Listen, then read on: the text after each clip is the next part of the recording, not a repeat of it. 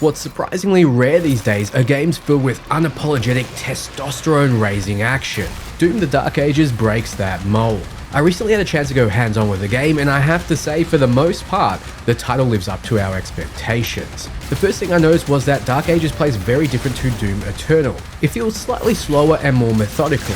You can jump, but there's no dashing around and platforming to the same extent. This isn't Doom Mario Brothers anymore. Dark Ages has you firmly grounded in combat, and in turn, you feel much more powerful. This is backed up with a very weighty feeling in the weapons and sound design. You'll notice that most weapons don't function well at long ranges, and the game is deliberately designed to get you up close and personal with the demons of hell. This lets the new mechanics shine. If you enjoyed Doom 2016 or Doom Eternal, you'll enjoy this. It's more demon-crushing action with fantastic combat, sounds, and visuals. That being said, the game is not perfect. As you may have suspected, the breaks in combat are not amazing.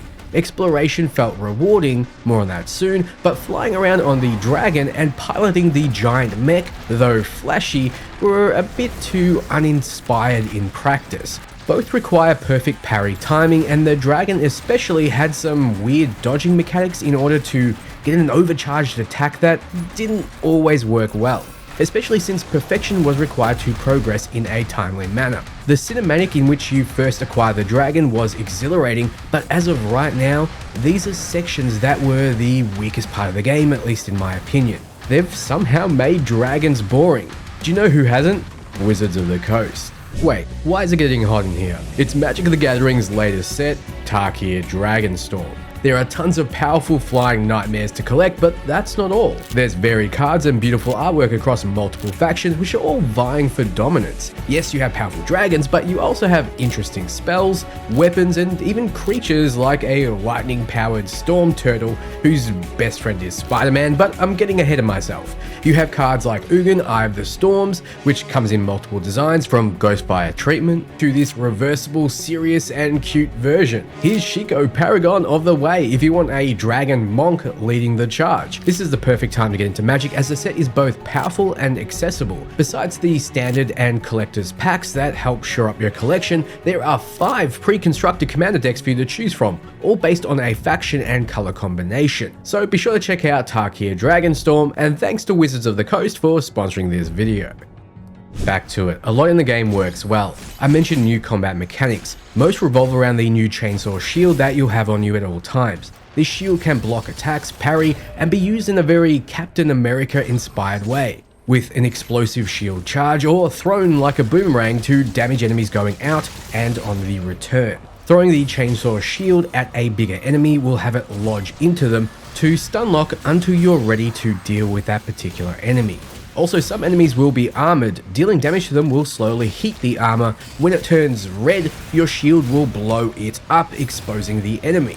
This also works on most enemies who carry a shield themselves. I found the shield throw to be extremely useful all throughout my play session, and the shield charge was just as useful, providing a way to get in quickly against ranged enemies like the Arachnotron, who can and will shred you unless you find a way to take them out fast or disrupt their attacks. You can hold up your shield and stop the attacks, but you can't hold it up for long without taking damage. You can disable the enemy with a shield throw, or you can do what I prefer to and simply charge in and finish them with a melee or 2, or even the super shotgun, both of which I'll go through soon. First though, I mentioned parrying, and it has become apparent that it's meant to be a core mechanic in Dark Ages. Almost every enemy beyond the scrub bullet fodder has an attack or 2 that can be parried.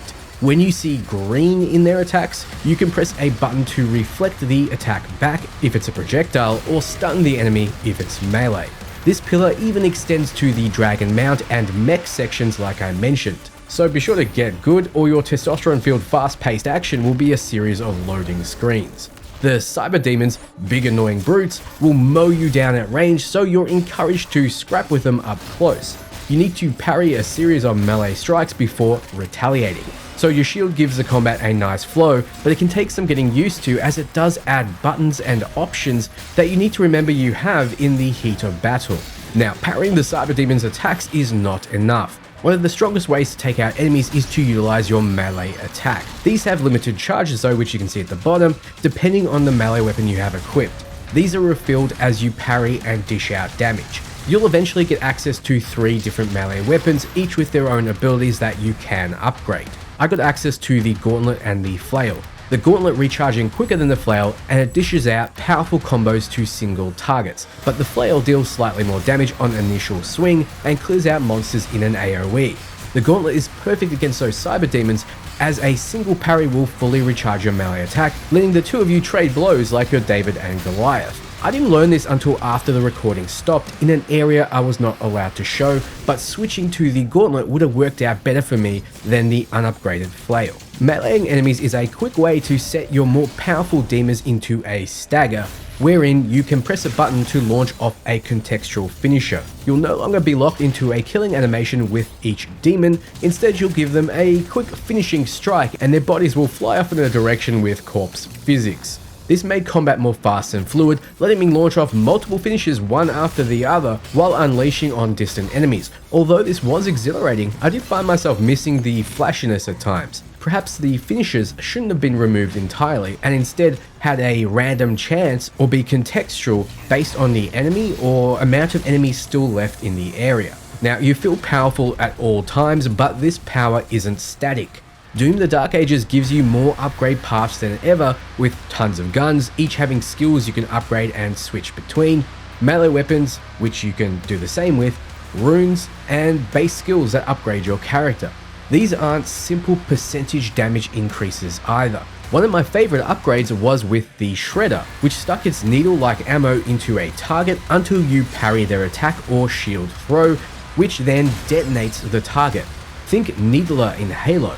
And this was just the first rank of upgrades for the gun. There were 8 weapons we could try in the demo, and I'm sure there'll be more in the full version, though I'm not so sure about the balance just yet. The Super Shotgun continued to feel a bit overpowered, as it could 1 or 2 shot even large enemies, and now that you can just shield charge into enemies, the range isn't really a problem. The double-barreled plasma rifle I tried felt too good in most situations, though maybe since we jumped from level to level, I didn't get a chance to see what each weapon did and how they could shine, because this is in no way a game you can pick up from halfway through and immediately get the hang of. Like mentioned, your melee can be upgraded too, adding a shock effect to your gauntlets, which makes enemies take more damage, or a flame effect to your flail, which makes enemies drop armor when killed. So you can upgrade skills using currency you find while exploring, one of which is gold. I found a ton of secret areas during my time with the game, and the puzzles, though nothing head-scratching at these low levels at least, were numerous and a nice break to the combat. Best of all, no air dash platforming was required. In fact, anytime I needed to jump, it felt very heavy and clunky. Naturally, a lot of puzzles require the use of the shield. It's a beautiful looking game and it ran smoothly on a 4070 with no crashes or game-breaking bugs. In a game like this, a high frame rate was appreciated. I'm sure it will run even better on my personal beast. Those who have stuck around may be wondering, why does it look like Doom is set in the Middle Ages? Well, this is a prequel of sorts. Even though I don't completely understand what's going on yet, it seems short cinematics will explain the story this time around. The lore is no longer just in codexes and for those who can take the time to read. Overall, I enjoyed the cinematics that I experienced, and I was keen to learn more. But most people will be playing this for the combat, so how did it all work in practice? It was still fast, it was still furious, but I couldn't act the fool. This game ate me up and spat me out when I got frustrated and stopped doing what was required of me. Due to a recording issue, I had to restart from the start of the demo, and I tried rushing through to the point I was at originally since my time was running out, and that ended up costing me more time than if I had played normally. You need to focus, especially on high difficulties. So yes, this game is hard. Yes, there will be those of you turning your noses up saying you can play better than me, but to those of you I say, put it on the highest difficulty and turn the difficulty sliders all the way up, and then we'll talk. The sliders are a way to further tune the difficulty levels which impact things like parry windows. You can and will get destroyed. I can't wait to see the first person who completes a game on the higher settings. On the lower difficulties, the game is still not for non-gamers. It won't hold your hand. If you don't use the tools given to you, I appreciate that the devs don't treat us like soft, delicate meat children, only good for participation trophies and gender studies, but that also means the game is not for them. The question is, will it be for you? Let me know what you think below. Thank you so much for watching, and until next time, ciao friends.